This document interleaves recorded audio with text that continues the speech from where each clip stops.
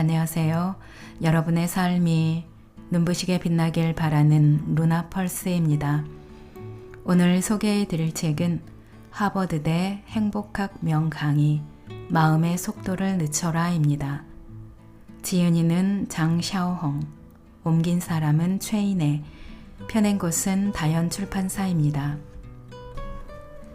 이 책의 바탕이 된 탈 벤 샤르는 하버드 대학교에서 심리학 석사 및 철학과 조직행동학 박사 학위를 취득한 교수입니다. 하버드생들의 마음을 사로잡은 강의 중 하나가 탈 벤 샤르 교수의 행복학이라고도 불리는 강의인데요. 긍정 심리학입니다. 이 강의는 학술적 영역을 넘어 학생들의 인생 전반에 긍정적인 영향을 미쳤고, 당연히 그는 하버드에서 가장 환대받는 교수이자 인생의 스승으로 떠올랐습니다. 이 책은 하버드대 탈 벤 샤르의 행복학 강의를 바탕으로 행복이란 무엇이고 어디에 있는가 라는 근본적인 물음에서부터 온전히 행복에 이르기까지의 모든 것을 총 5강에 걸쳐 풀어놓았습니다. 우리는 지금 행복한 삶을 살고 있는가? 우리가 추구하는 행복이란 무엇인가? 우리가 바라는 행복은 어디에 있는가? 이 책을 통해 우리의 진정한 행복을 찾아보셨으면 합니다. 그럼 책의 내용 중 일부를 읽어드리겠습니다.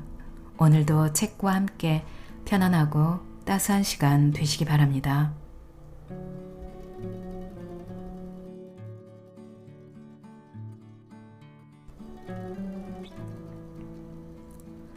천천히 내 영혼과 보조를 맞춰라. 물은 너무 많이 따르면 넘치고 활은 너무 세게 잡아당기면 부러진다. 이 간단한 이치를 잊은 채 우리는 마치 고속도로 위를 달리는 자동차처럼 인생을 정신없이 몰아간다. 그러다 어느 순간 문득 멈춰 섰을 때 그제야 가장 중요한 한 가지를 챙기지 못했다는 사실을 알게 된다. 그것은 바로 자신의 영혼이다. 우리는 이성을 단련시키는데 많은 시간을 들이면서도 정작 영혼을 돌보고 들여다보는 것에는 인색하다. 그리고 어느 깊은 밤, 적막한 외로움이 뜬금없이 찾아오면 그제야 자신의 영혼이 삭막할 정도로 메말라 있음을 깨닫는다.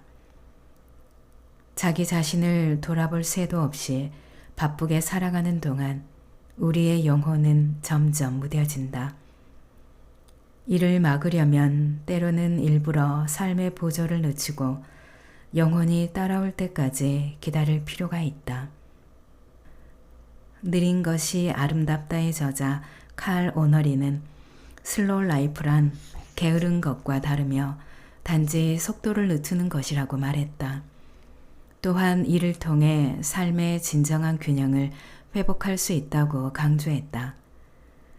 한 유럽인 탐험가가 남미로 탐험을 떠났다.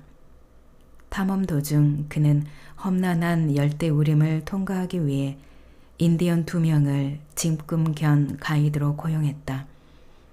일정은 비교적 순조롭게 흘러갔다.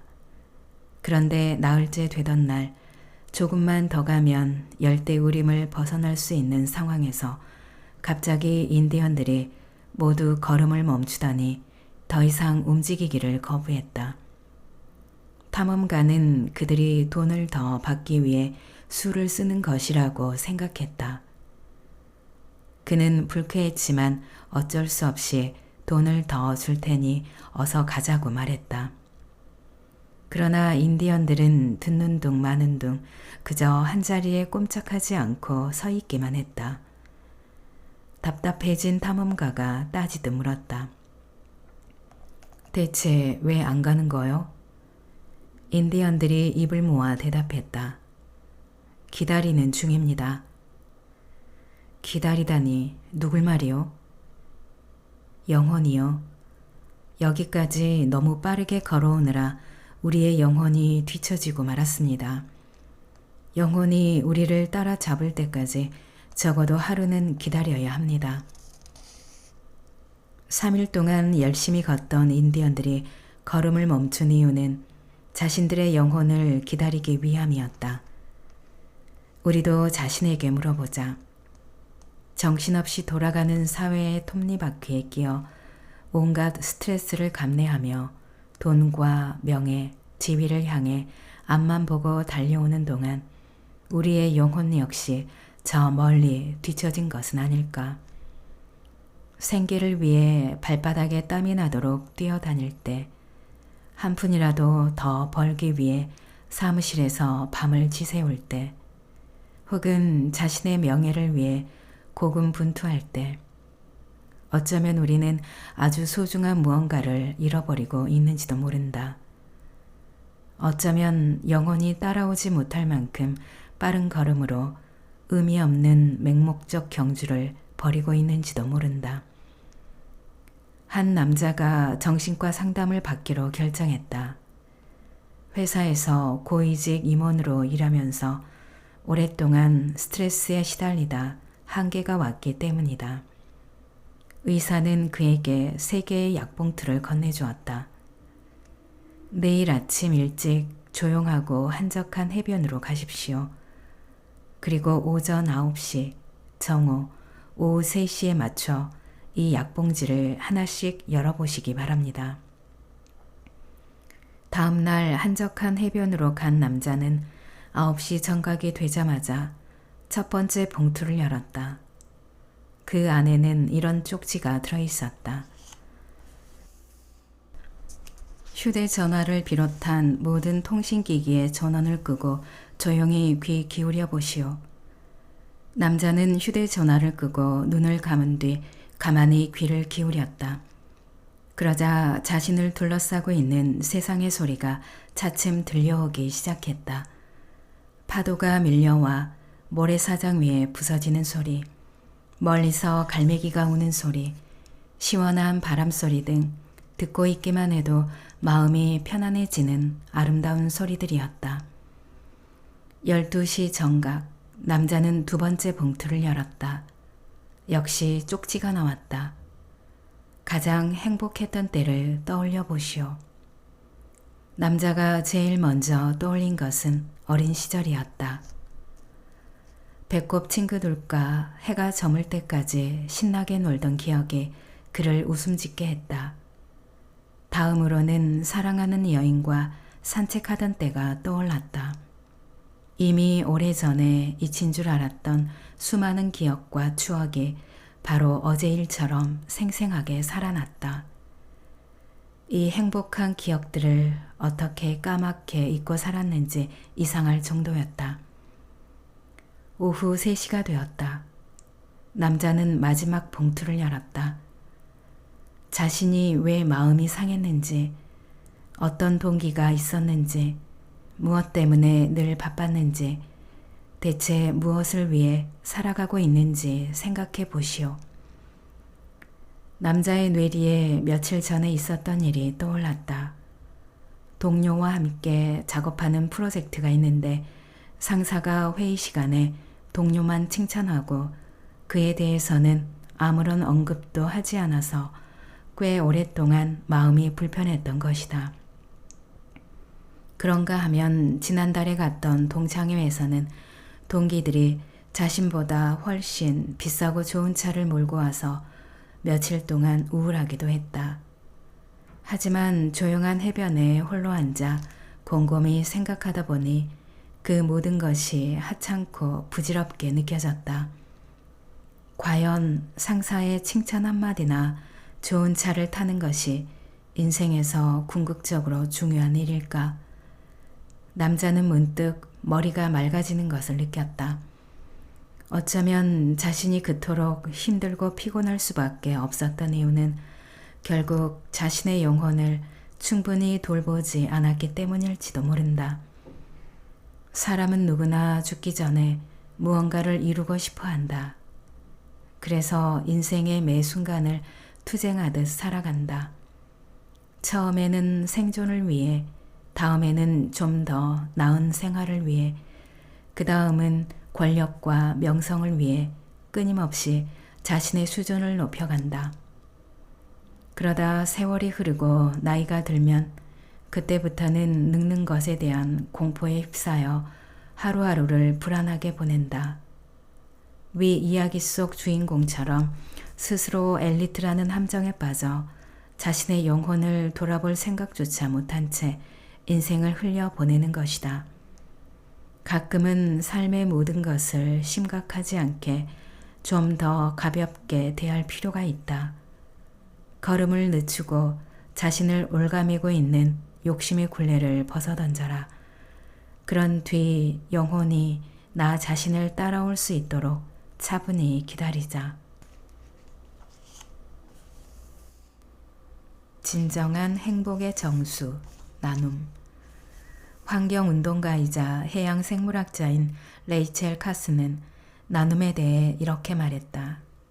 좋은 커피도 친구와 마셔야 향기롭고 좋은 기회도 친구와 나눠야 기쁘다. 마찬가지로 우리는 우리의 지구를 다른 생명들과 함께 공유할 수 있어야 한다. 인생에는 나눔이 필요하다. 기쁨이든 슬픔이든 다른 사람과 나눠야 한다. 흔히 하는 말로 기쁨은 나누면 2배가 되고 슬픔은 나누면 반이 된다고 하지 않던가. 나눔이 없는 인생은 기쁠 때든 슬플 때든 똑같이 홀로 벌을 받는 것과 같다. 거금을 들여 멋진 집을 지었다고 하자.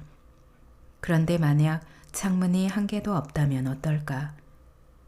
겉보기에 아무리 화려하고 대단해도 그 집을 사려는 사람은 없을 것이다. 게다가 만약 집에도 감정이 있다면 외롭고 답답하고 고립됐다고 느낄 것이다. 마찬가지로 인생에도 외부 세계와 공유하는 창문 하나쯤은 있어야 한다. 그래야 어떤 상황에 처하든 혼자 좌절하거나 쓰러지지 않고 다시 일어나 행복을 찾을 힘을 얻을 수 있기 때문이다. 일상생활에서도 나눔은 매우 중요하다. 타인과 공감하고 같은 감정을 나눌 때 우리는 비로소 더 넓고 행복한 세계를 만날 수 있다. 하지만 홀로 문을 걸어 잠그고 모든 것을 독식하는 사람은 결국 고인물처럼 생활하게 된다. 생명의 기운이라고는 전혀 없이 오직 썩어가는 냄새와 우울함만이 가득한 그런 생활 말이다. 혼자서는 아무리 재미있는 곳에 가도 흥이 나지 않는다. 노래방에 가도 곁에서 함께 노래를 부르며 박수를 쳐줄 친구가 없으면 재미가 없다. 영화를 홀로 보는 것도 좋지만 영화를 보고 난 뒤 함께 이러쿵저러쿵 감상평을 나눌 일행이 있다면 즐거움은 배가 된다. 우리는 가끔 혼자 있기를 바란다. 하지만 늘 혼자이기를 바라지는 않는다. 사람은 어쨌든 사회적 존재이고 누군가와 더불어 살아야 하기 때문이다. 벨 여사는 매우 부유했다. 그녀는 매우 크고 아름다운 정원을 가지고 있었는데 많은 사람이 이 정원을 찾아와 휴식을 취했다. 젊은이들은 푸른 풀밭에 앉아 햇볕을 쬐었고 아이들은 꽃밭에서 나비를 쫓았으며 노인들은 정원의 작은 연못가에 앉아 낚싯대를 들이왔다. 심지어 텐트까지 챙겨와서 여름밤의 정취를 즐기는 사람도 있었다. 하지만 벨 여사는 사람들이 자신의 정원에서 노닥이는 것이 영 마음에 들지 않았다. 그녀는 이런저런 방법을 궁리한 끝에 좋은 수를 떠올렸다. 그리고 하인을 시켜 다음과 같이 적힌 팻말을 정원 앞에 내걸도록 했다. 정원에 오신 여러분을 환영합니다. 여러분의 안전을 위해 한 가지 알려드립니다. 얼마 전부터 꽃 덤불 근처에서 종종 독사가 발견되고 있습니다. 만약 물릴 경우 30분 안에 응급처치를 하지 않으면 목숨을 잃을 수도 있는 아주 위험한 독사입니다. 참고로 이곳에서 가장 가까운 병원은 차로 50분 거리에 있습니다. 감사합니다. 효과는 금방 나타났다. 정중하면서도 무시무시한 내용이 담긴 팻말을 본 사람들이 정원의 발길을 뚝 끄는 것이다. 한동안 벨 여사는 인적이 사라진 정원을 내려다보며 매우 만족했다. 그런데 사람들이 더 이상 찾아오지 않자 정원에는 조금씩 잡초 덤불이 우거지기 시작했다. 그렇게 몇 년이 흘렀다. 정원은 어느새 원래의 화사한 모습을 잃고 완전한 숲이 되어버렸다. 그리고 그녀가 허풍으로 했던 말도 사실이 되었다. 숲으로 변한 정원에 독사가 기어다니기 시작한 것이다. 그녀는 홀로 고독하고 외롭게 정원을 지켰다. 과거에 그곳을 가득 메웠던 수많은 사람을 조용히 추억하면서. 사람은 누구나 마음속에 아름다운 정원이 있다. 이 정원을 다른 사람과 기꺼이 공유하면 여러 사람이 찾아와 그곳에 기쁨의 씨앗을 심어주고 정원은 더욱 윤택해진다. 이로써 우리 마음의 정원은 영원히 황폐하지 않고 아름다울 수 있다. 함께 감정을 공유하고 나눌 사람이 한 사람만 있어도 그 인생은 충분히 행복하다고 말할 수 있는 것이다. 하버드 대학교의 행복학 강의에서는 나눔의 중요성을 특별히 강조한다. 또한 나눔이 없으면 어떠한 감정이든 메마르게 되며 어떠한 재물도 결국 그 가치를 잃게 된다고 가르친다. 성공은 다른 사람과 나눌 때 비로소 의미를 갖고 기쁨 또한 함께 공유할 때 오래도록 지속될 수 있다. 삶 속에서 나눔을 실천하라.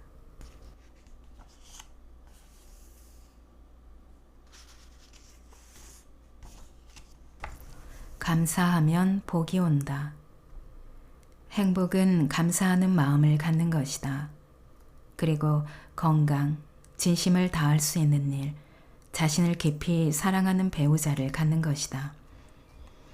감사하는 마음을 첫 번째로 꼽은 것을 보면 글을 쓴 사람은 틀림없이 감사가 얼마나 중요한지를 잘 아는 사람일 것이다.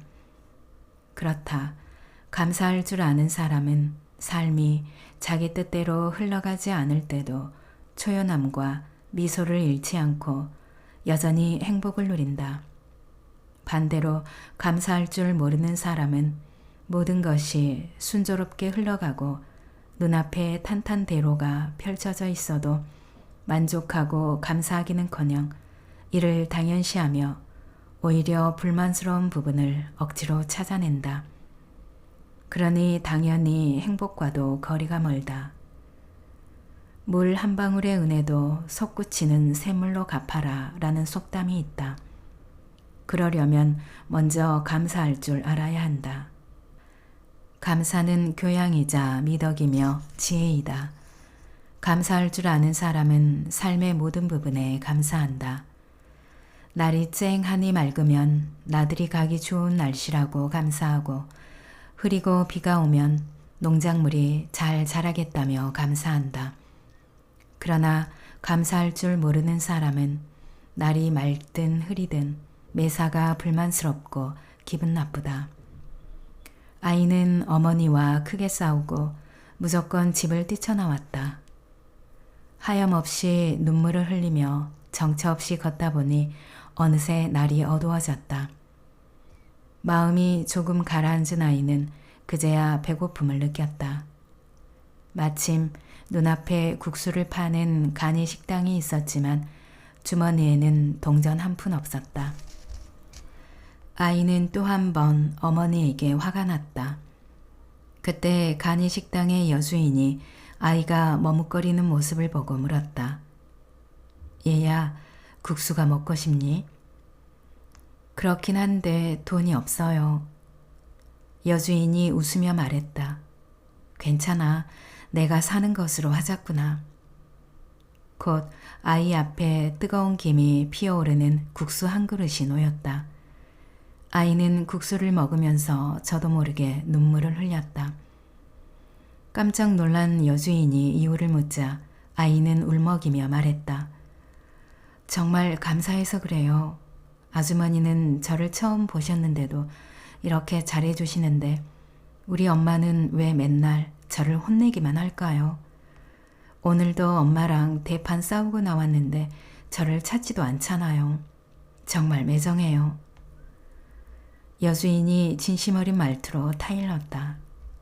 얘야, 너는 기껏 국수 한 그릇을 준 나에게도 감사하면서 왜 10년 넘게 너를 길러주시고 매일 밥과 빨래를 해주신 엄마한테는 감사할 줄 모르니? 감사할 줄 아는 사람이 행복한 사람이다.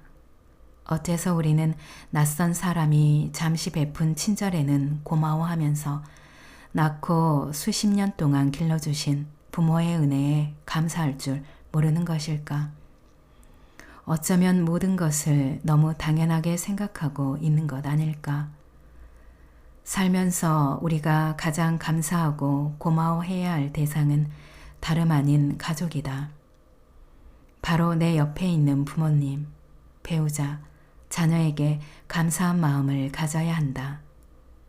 특히 부모님은 나를 위해 많은 것을 희생하고도 아무런 대가도 요구하지 않으신다.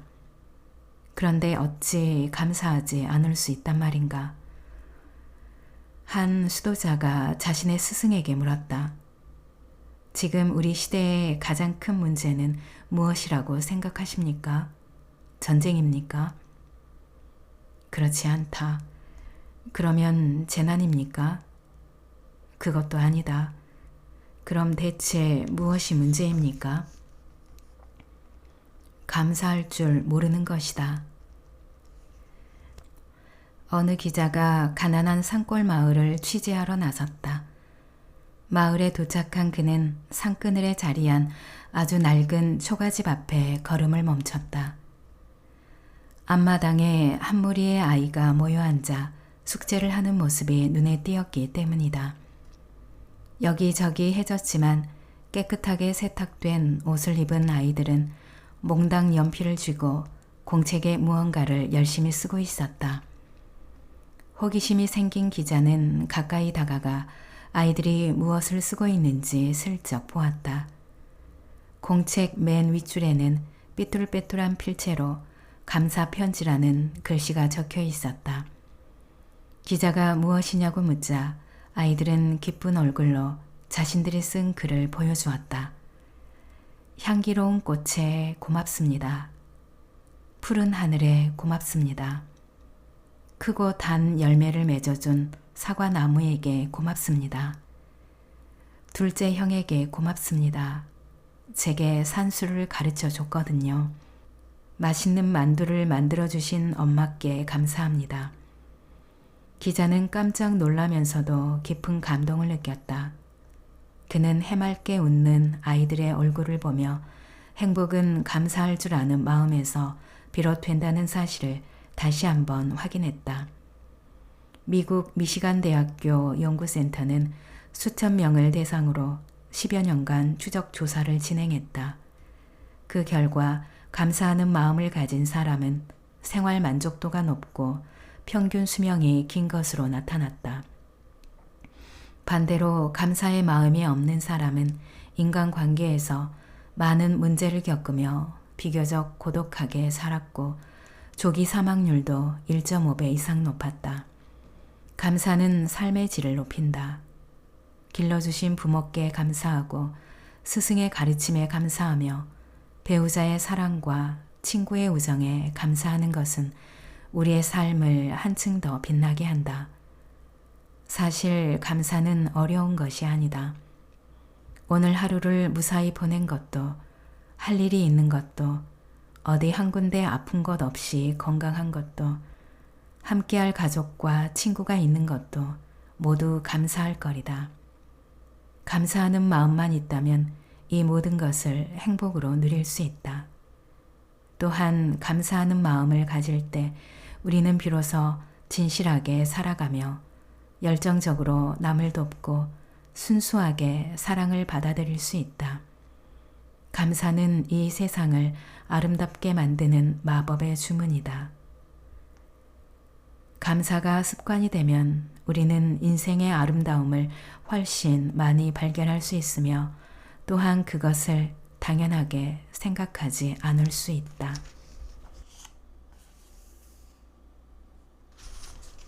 불완전한 사람이 행복하다. 샤르의 명언 중 이런 말이 있다. 실패하는 법을 배워라. 아니면 배우는데 실패할 것이다. 누구나 자신이 남보다 뛰어나고 훌륭하며 우수하기를 바란다. 그러기 위해서는 완벽함이 필수다. 완벽하지 않고서는 다른 사람보다 우위에 설 수 없으니까. 하지만 안타깝게도 완벽한 사람, 완벽한 일이란 이 세상에 존재하지 않는다.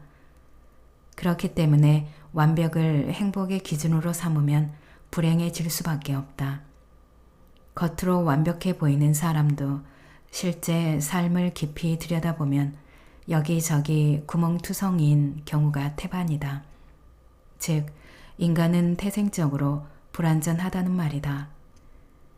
심리학적 측면에서 보면 자신이 완벽하지 않음을 인정하는 것은 스스로를 존중하고 직시할 심리적 원동력이 된다. 러시아의 한 심리학자 역시 자신의 약한 부분을 솔직하게 드러내고 인정하는 것은 자아 심리의 가장 강력한 방어라고 서술했다. 그러나 실제 생활에서 자신의 약점을 발견하거나 실수를 하게 되면 우리는 어쩔 수 없는 적외감과 자책감에 빠진다. 이렇듯 완벽하지 않은 자신을 책망하거나 부정하는 심리가 있는 한 진정한 마음의 평화와 만족을 얻기란 어렵다. 어느 왕에게 7명의 딸이 있었다. 공주들은 하나같이 아름다웠는데 머릿결이 칠흑 같았고 탐스러웠다. 왕은 딸들의 머릿결이 더욱 아름다워 보이도록 화려한 머리 장식을 각각 100개씩 선물했다. 100개의 반짝이는 머리 장식으로 꾸민 공주들의 모습은 더할 나위 없이 아름다웠다.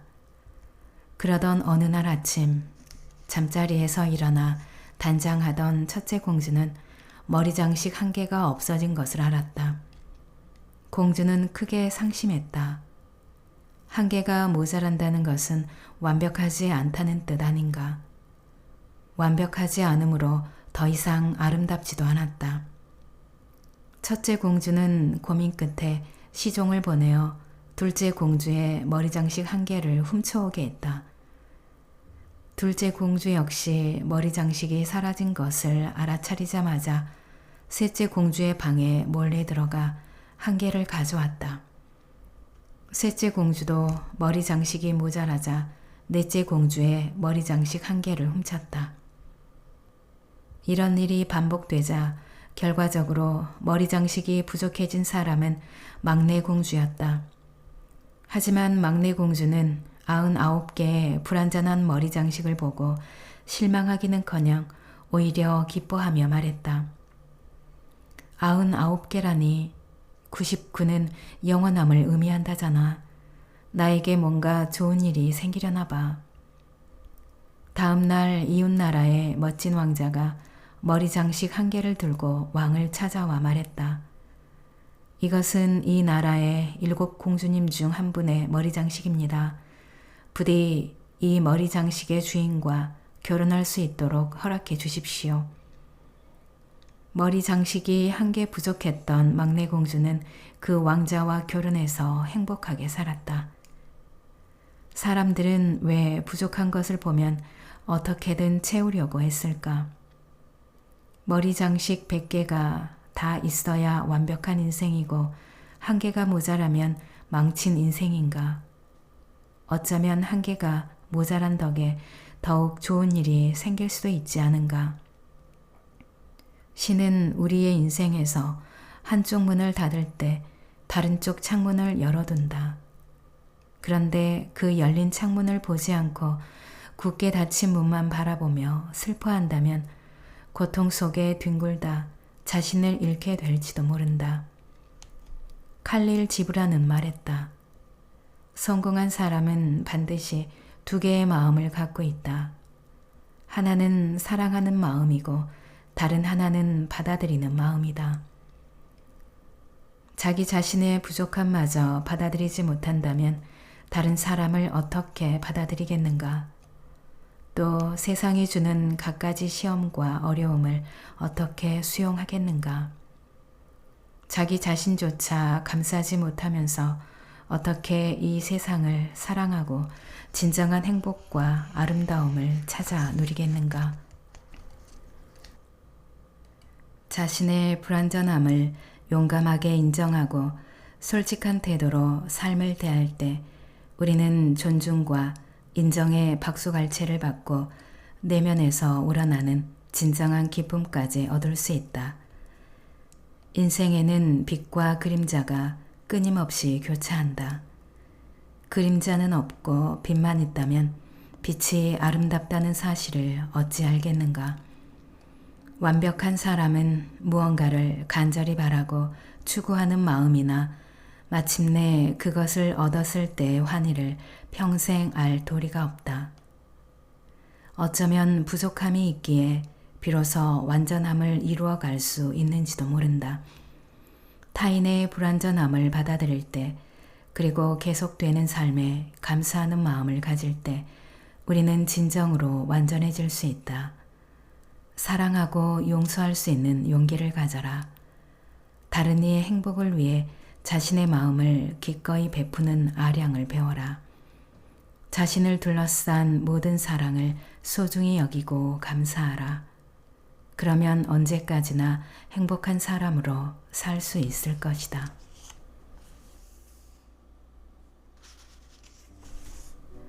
행복이란 무엇인가? 하루하루 나이를 먹어가고 생활이 점점 더 바빠질수록 우리는 세상의 다채로움에 점차 무뎌진다. 그러다 어느 순간 마땅히 감동해야 할 인생살이에서 아무것도 느끼지 못하는 자신과 마주한다. 실제로 이 시대의 많은 사람이 행복을 제대로 느끼지 못한 채 살아가고 있다. 그러니 삶은 점차 빛을 잃어간다. 지금 아무리 분주하더라도 차분히 자문해보자. 지금 나는 행복한가? 바쁘게 돌아가는 세상 속에서 우리는 성실이라는 이름 아래 매일 판에 박힌 똑같은 일상을 반복한다. 하지만 마음속 깊은 곳에서는 여전히 나는 행복하지 않다고 느낀다. 과연 행복은 어디에 있는가? 혹시 행복은 옆집에 있을까? 옆집 사람은 나보다 돈을 적게 버는데도 그 집의 웃음소리가 끊이지 않는다. 분명 나보다 직장도 별로인데 매일 저녁 근처 공원에 나가 산책을 할 만큼 여유가 있다. 나처럼 고급 승용차를 모는 것도 아닌데 소형차를 타고 다니면서 항상 콧노래를 부른다. 대체 어떻게 된 일일까? 1961년 제작된 미국 영화 초원의 빛은 당시 각계각층의 호평을 받았다. 같은 고등학교를 다니는 남주인공 버드와 여주인공 윌마는 서로에게 호감을 느낀다. 그러나 윌마는 엄격한 가정교육과 부모의 철저한 보호 때문에 자기 마음대로 할 수 있는 일이 전혀 없었다. 결국 버드와 윌마는 안타깝게도 헤어져서 각자의 길을 가게 된다. 몇 년 후 해질 무렵 두 사람은 버드의 목장에서 재회한다. 시카고의 대학을 졸업하고 돌아온 윌마가 버드에게 쓸쓸함이 가득 묻어나는 목소리로 묻는다. 행복하니? 한때 찬란했던 그러나 지금은 평범한 농부가 된 버드는 자신의 집을 망연히 바라보며 중얼거린다. 나는 한 번도 나 자신에게 그런 질문을 해본 적이 없어. 인생이란 참으로 어쩔 수 없는 것이다. 젊은 시절에는 인생을 알 수가 없고 인생이 무엇인지 알 때쯤 되면 더 이상 젊지 않다. 여기서 젊음이란 단순한 나이가 아닌 순수함과 열정을 말한다. 순수함을 저버리고 열정을 외면하는 일이 반복되면 우리 인생은 행복과 영영 상관없는 길로, 심지어 전혀 반대되는 길로 향하게 된다. 사실 행복은 하나의 감각이다. 행복을 위한 조건은 없으며 모든 것은 마음가짐에 달려 있다. 행복하기로 마음 먹는다면 길가의 허름한 포장마차에서 끼니를 해결해도 얼마든지 즐거울 수 있다. 그러나 욕심과 이해 득실에 얽매여 마음의 평화를 잃으면 산의 진미를 먹어도 모래를 씹는 것 같고 천하의 절경을 보아도 피곤할 뿐이다. 만족할 줄 알면 항상 즐겁다라는 옛말처럼 지나친 욕심만 버린다면 행복을 얻기란 그리 어렵지 않다. 행복이란 무엇인가? 사람은 누구나 자신만의 행복 기준을 가지고 있고 이 기준이 충족됐을 때 비로소 행복하다고 느낀다. 그래서 다른 사람의 행복이 내가 생각하는 행복과 다를 수 있다. 이렇듯 행복은 지극히 주관적인 것이지만 그래도 행복의 조건을 정의한다면 두 가지로 압축할 수 있을 것이다. 하나는 자신이 사랑하는 사람과 함께 있는 것이요, 다른 하나는 자신이 좋아하는 일을 하는 것이다. 우리는 먹고 살기 위해, 꿈을 이루기 위해 날마다 고군분투한다. 복잡하고 냉정하게 돌아가는 사회 시스템에서 매일 최선을 다해 일하고 더 좋은 지위와 더 많은 소득을 위해 오랜 친구와의 술자리도 외면한 채 죽어라 야근을 한다. 그런데 한번 생각해 보자. 이것이 과연 당신이 원하던 인생인가? 내면의 진실한 목소리는 지금 당신에게 뭐라 말하고 있는가? 나는 행복한가? 놀랍게도 우리는 이 중요한 문제를 일부러 외면할 때가 많다. 그러면서 누군가가 자신의 행복에 대해 고민하기 시작하면 오히려 무슨 일이 있느냐며 걱정한다. 사실 삶의 질은 관심사가 어디에 집중되어 있느냐에 따라 결정된다. 예를 들어 먹고 사는 문제에 관심을 집중하면 자기 개발에는 자연히 소홀해진다. 반대로 정신적인 수준을 높이는 데만 관심을 쏟으면 생계가 어려워질 수도 있다. 모든 면에서 두루 균형 잡힌 삶을 원한다면 때때로 자기 자신을 점검해 봐야 한다. 가끔은 스스로에게 나는 행복한가 하고 자문해 보자. 세상 사람들이 당신을 이상하게 볼지라도 나 자신의 행복에 대해 고민하기를 멈추지 말라.